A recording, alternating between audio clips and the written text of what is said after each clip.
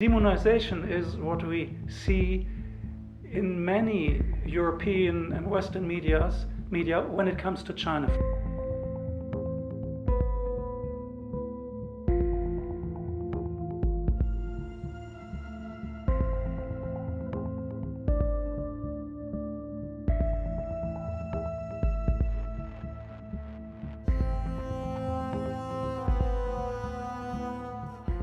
Most people think that now German, American, European, American relations will improve.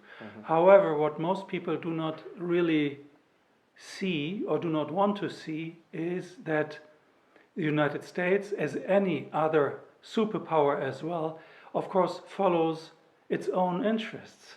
I think it's quite okay to criticize American policies, Russian or Chinese policies, but there is a difference between criticism and demonization. Yeah.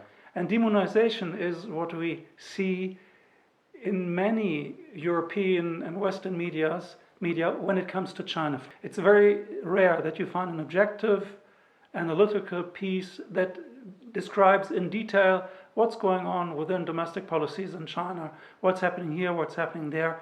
We always have a certain framing, and this framing makes it very clear. The bad guys, they sit there, and the good ones, they sit on the other side of the curtain. And this, in my view, is a wrong thinking. It's a dangerous thinking because it leads to a confrontational policy. It leads to people not trying to understand the other side, but to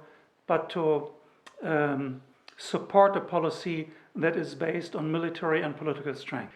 There have been several opinion polls taken in Germany, and people who ask, in case of a confrontation between America and China, where should Germany be? What side should it take? And most people who answered, the majority said we should remain neutral. We should have good relations to both sides, but we should not side with the Americans against the Chinese.